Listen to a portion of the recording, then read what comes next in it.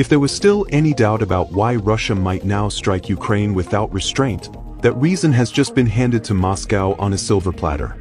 At this very hour, reports are emerging of an attack against civilians on territory controlled by Russia itself. Kherson has become the target. According to Russian authorities, the blow was carried out by what they describe as the Ukrainian, openly neo-Nazi, forces, leaving deadly losses behind, including the life of a child. What was supposed to be a simple family toast turned into a living hell of fire, screams, and panic. Moscow insists that many died burned alive, trapped under rubble, and at least 5 children are listed among the wounded. This was Russian-controlled land under direct fire, a calculated provocation that demands consequences. In the Kremlin's view, Vladimir Putin's restraint has reached its limit. Perhaps it is time, Russian officials argue, for Russia itself to finally accept a hard truth. Moderation did not work with Ukraine, and this latest strike on territory under Moscow's control only reinforces that conclusion. Russia is under fire, they say, and the moment has arrived for a severe response, because this situation is spiraling toward total loss of control. First, there was what Moscow describes as an attempt on Putin's life. Now comes an attack on civilians, including a child. On New Year's Eve, in Korly, a small coastal village in the Kherson region controlled by Moscow, the night was meant to be a family celebration by the shores of the Black Sea. Instead, it ended in catastrophe. 24 people dead, among them a child, and more than 50 injured. According to Russian officials, the attack began with a Ukrainian reconnaissance drone circling over Korly, like a scout carefully measuring the ground before the strike. Minutes later, 3 attack drones followed, guided with precision toward a hotel and a cafe packed with civilians celebrating the arrival of 2026. The impact was devastating. All 3 drones slammed into buildings, and one carried an incendiary charge that set everything ablaze instantly. Ammunition scattered across the area, triggering secondary explosions, while a catastrophic fire made timely evacuation impossible for many of those inside. You can imagine what happens when such brutality is unleashed. There is no need to dwell on graphic details of what fire does to human bodies. But to grasp the magnitude, Russian officials say the assault was so savage that victims endured agonizing minutes before losing their lives. Ask yourself this: how would any national leader react when their people are subjected to that kind of torment? Reflection question: can democracy really be defended with bombs? Write it in the comments.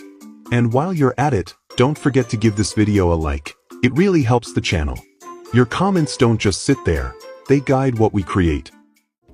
The governor of the Russian province of Kherson, Vladimir Saldo, stated that many victims died trapped by flames inside the attacked hotel and cafe.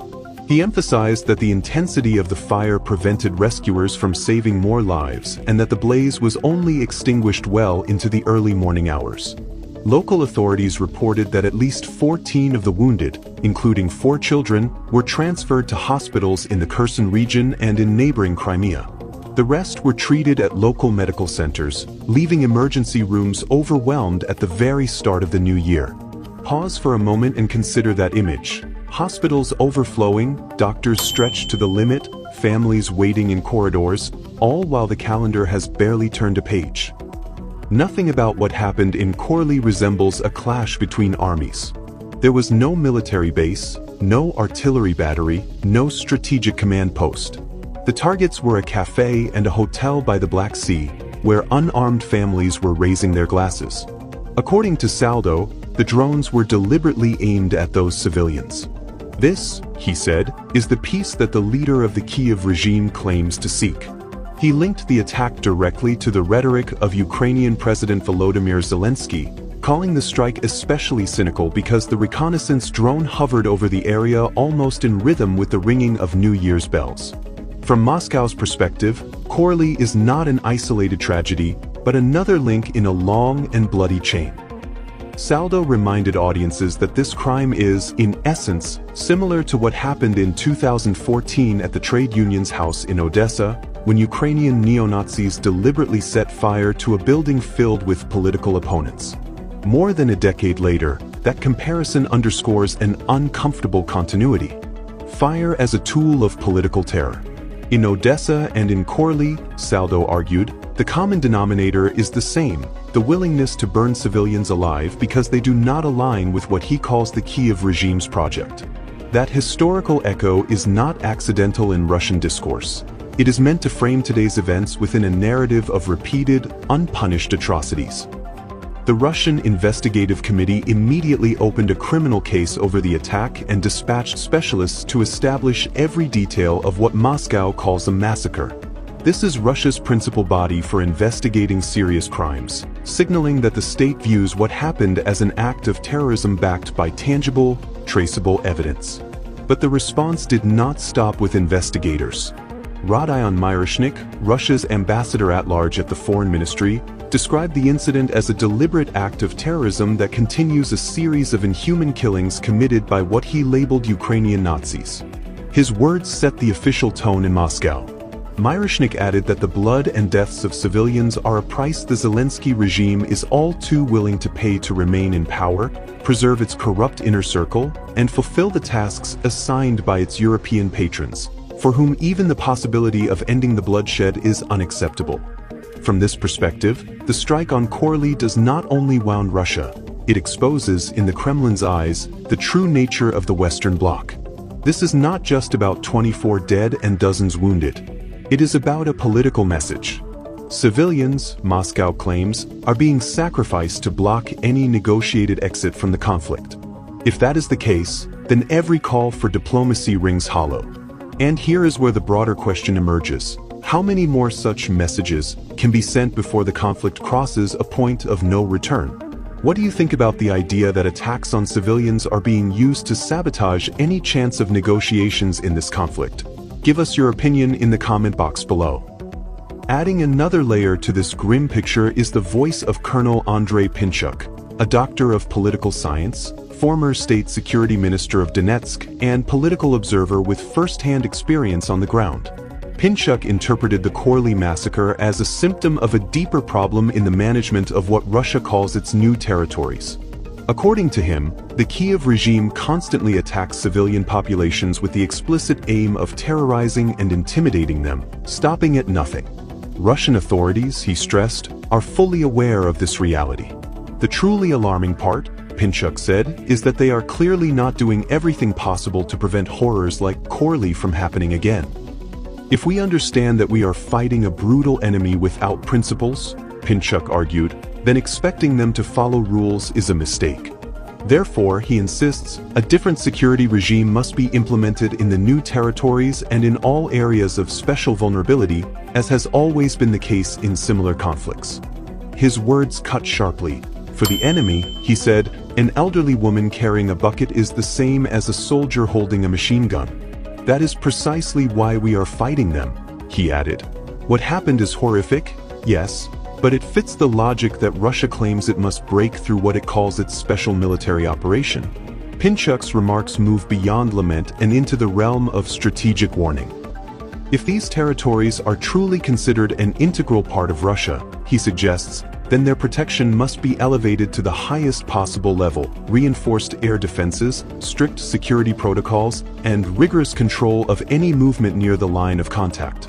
There is also a symbolic element that Pinchuk did not overlook, the date of the attack. While millions of Russians were celebrating the New Year, a quintessential family holiday, Ukrainian nationalists were marking the birthday of Stepan Bandera. In Moscow's reading, that contrast is not accidental. It is meant to remind everyone which ideology, they claim, inspires those pressing the drone controls. At this point, ask yourself a hard question. If symbolism, timing, and targets all align this way, what message is really being sent, and to whom? Give us your opinion in the comment box below. Pinchuk went further, using unusually harsh language. This black mass with its mass sacrifice, he said, more than any other example, demonstrates the cannibalistic nature of this Nazi ideology. He suspects the coincidence of dates was deliberate. Calling the events in Korli a black mass is not just rhetoric, it reflects the depth of moral revulsion that the attack has triggered in Russian discourse. From this viewpoint, the drone strike against the coastal village is not merely a crime but a ritual of intimidation. 24 lives, including that of a child, become a message written in fire. The warning is clear and chilling. If Russia does not harden its stance, any village along the contact line could become the next Korli, with charred bodies and shattered families. The families who lost loved ones on what should have been a night of celebration now carry numbers that are impossible to forget. 24 dead, 29 wounded, 5 children, 14 hospitalized, far from home. These cold statistics on paper form the emotional foundation of a Russia that feels its territory under attack and demands terrible consequences for those who ordered the strike. In conclusion, the tragedy in Korli is not just another grim headline in a long war. It is a stark confirmation of how far this conflict has descended. What happened on that New Year's night crystallizes the core dynamics at play: civilians turned into targets, symbolism weaponized, and restraint portrayed as weakness. Historically, moments like this have often marked turning points, when states abandon caution and escalate in the name of deterrence, echoing patterns seen during the darkest chapters of the Cold War. The beneficiaries, from Moscow's perspective, are those who thrive on perpetual conflict and ideological extremism. The losers are painfully obvious: families burned out of their homes, children carried into overcrowded hospitals, and any remaining hope that diplomacy alone can halt the violence. As international media cautiously acknowledge the rising risks of uncontrolled escalation, Korli stands as a warning etched in ash, a moment that could redefine the next phase of this war. Now it's your turn. If this analysis helped you see the deeper forces behind what happened in Korli, leave a comment with your perspective. Do you believe this attack will force a harsher Russian response, or will it push the conflict even further out of control? Subscribe if you haven't already, because we're following this story as it evolves, step by step, and you won't want to miss what comes next. Activate notifications so you stay ahead of the curve. And remember, you can become a channel member. Your support helps keep this project alive and independent. If you'd like to support us financially, which we truly appreciate, you can do so through Patreon or PayPal. The links are in the description.